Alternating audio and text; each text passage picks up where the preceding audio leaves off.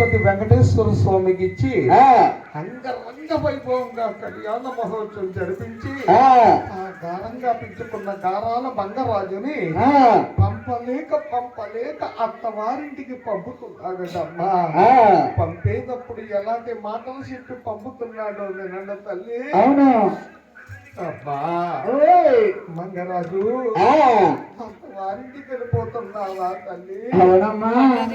తను వెళుతున్నావు కానీ ఈ తండ్రి చెప్పిన మాటలు మధ్యలో ఉంచుకుంటావా తల్లి? అవును తల్లి.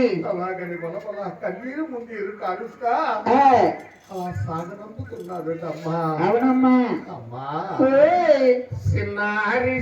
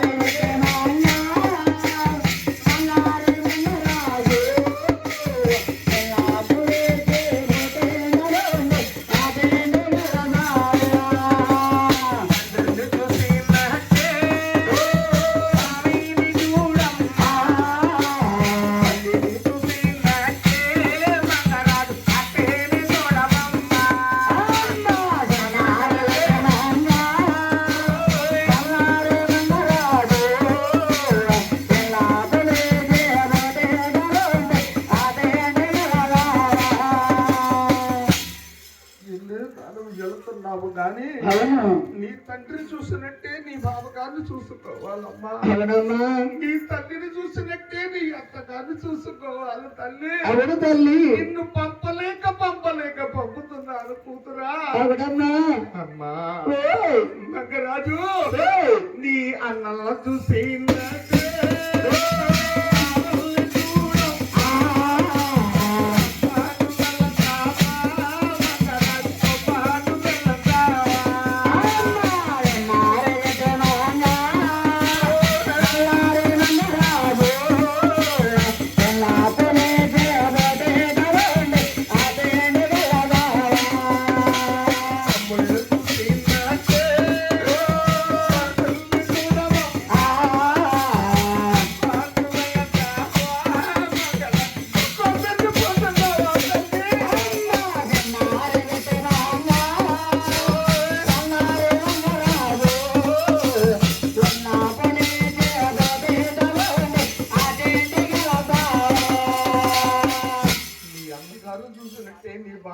చూసుకోకురా. నీ పుల్లి తమ్ముళ్ళు చూసినట్టే నీ మరుదులు చూసుకోవాలమ్మా. అవును తల్లి. అమ్మా ఈ తండ్రి అంటే ఎలాంటి మాటలు చెప్పి పంపుతున్నాడని కన్నీరు పెట్టను తల్లి. పుట్టింటి నుంచి వెళ్ళిన అత్తింటి కోటలు అట్లాగే మసులుకోవాలమ్మా. అవునమ్మా. అమ్మా మగరాజు 10 మంది ఉన్నా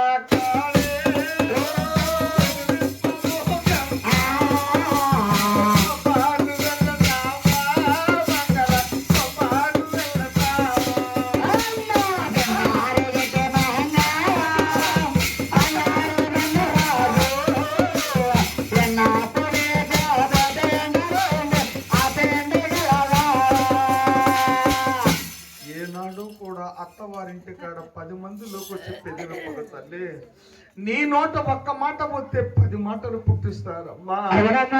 మాటలు విని భరాయించే శక్తి నీ దగ్గర లేదు తల్లి.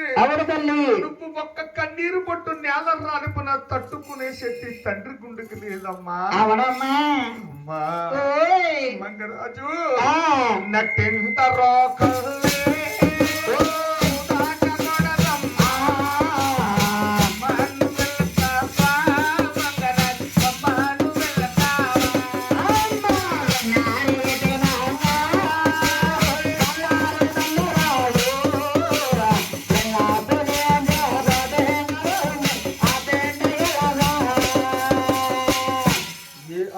కోటలైనా సరే తల్లులారా అత్తవారింటిలో నట్టింట పడి ఉన్న రోకలి పొరపాటును కూడా దాటకూడదమ్మా. అవునమ్మా.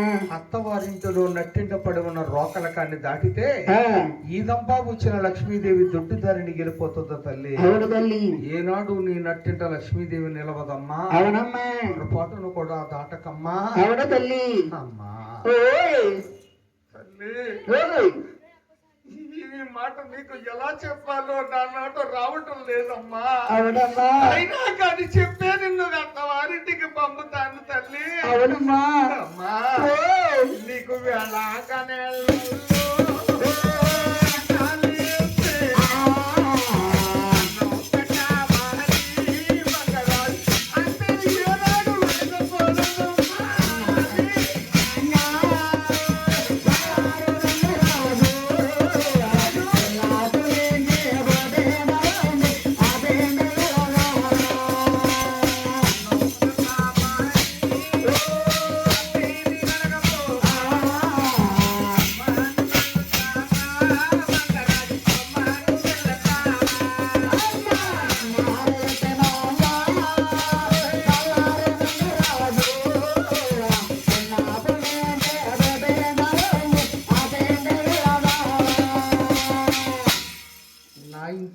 ఏ టైములో భోజనం చేసినా పర్లేదు తల్లి. అవునమ్మా. రేపు అత్తవారింటికి వెళ్ళిన తర్వాత అత్తింటి కోడలు వేళ తప్పిన భోజనం చెయ్యకూడదమ్మా. అవును తల్లి. ఒకవేళ ఏళ కాని వేళల్లో నీకు ఆకలి కానేస్తే నీ తల్లి ఇసిదేవిని నువ్వు మదిలో తలుసుకోవమ్మా. అవునమ్మా. నీకు తిన్నట్టు తేనుపులు వచ్చేస్తాయి కూతురా. అవును తల్లి. చూసారా తల్లులారా, తిరుమల వెంకటేశ్వర స్వామి కోరినన్ని లక్షలు కట్నం ఇచ్చాడు తండ్రి గాలమ్మ దొరకుడు. అవును. కోరినంత మణుగుల బంగారం పెట్టి పంపుతున్నాడు గజ్జుల మంగ తయారిని. అవునండి. అంత ప్రేమగా అరిచేతిలో పెట్టి పిచ్చుకున్న కూతురిని ఆకలిస్తే అన్నమే అడగొద్దంటున్నాడు తల్లులారా. అవునమ్మా. ఆనాడు తండ్రి గాలమ్మ దొరకుడు కాబట్టి అలాంటి మంచి మంచి మాటలు చెప్పి పుట్టింటి నుంచి అత్తవారింటికి అప్పగింతలు ఇస్తున్నాడట. అవునండి. చివరిగా ఒకే ఒక్క మొక్క చెప్తాను తల్లిగా ఆలకించమ్మా. అవునమ్మా. ఇది పాడాక నిన్ను అడుగుతాను, ఏం పాడానో నువ్వు నాకు చెప్పాలి. అవునండి. జాగ్రత్తగా ఆలకించు, ఓకేనా? నువ్వు సౌండ్ దాగా తగ్గించుకొట్టు.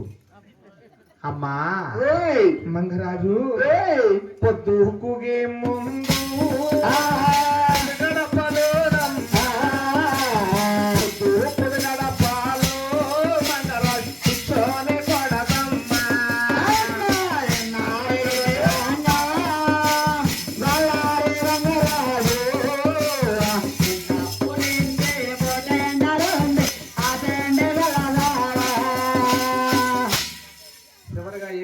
చెప్పరా బంగారం? మీరెవరో చెప్పకండి, మీకు అందరికి అర్థం అవుద్ది. వాళ్ళకి అర్థం అవ్వాలని ఈ పాట పాడుకున్నాను. చెప్పమ్మా, ఏం పాడాను చివరిగా? అర్థం అవ్వలేదా? మళ్ళీ పాడినా పాడినా కొట్టుకో. పొద్దు కుగే ముందు పొద్దుగడపలోనమ్మా, పొద్దు పొద్దుగడపాలో మంగరాజు కూర్చోని కొడదమ్మా. చెప్పాలా? చెప్పు పండు. నేను అన్నాను కదా. చెప్పండి. వీళ్ళకి ఎలాంటి అర్థం బాబు, ఎలాంటి అర్థం అవుతాయో చెప్పనా? చెప్పండి. కార్తీక దీపం నాటికి ఎక్కడ దాకా చాలిపోయింది బాబు. మా నాన్న గోదావరిలో వచ్చేసాడు ఏటకెళ్ళి. అవునా? వంటలకు ఇప్పుడు వచ్చి వెళ్ళిపోయింది. అది ఎంత నవ్వుకుంటున్నారో చూడండి. అయ్యాబోయ్, ఇలాగిన తల్లి పొద్దు కూగే సమయంలోని అత్తింటి కోడలు గడప మూల కూర్చోకూడదు. అవునండి. అలా గడప మూల కూకుంటే మన పుట్టింటికి అత్తింటికి క్షేమము కాదు తల్లి. అవునమ్మా. అర్థమైందమ్మా? ఏనాడు కూడా పొద్దు కూగే ముందు గడప మూల కూర్చోకూడదు. అవునండి. ఓకే తల్లి, జై భవాని. అయితే మీ అందరికి ఒక మాట చెప్తున్నాను నేనండమ్మా. అవునమ్మా. ఈ పాట ఇందులోని లేదు. అవునండి. ఆనాడంటే ఆనందం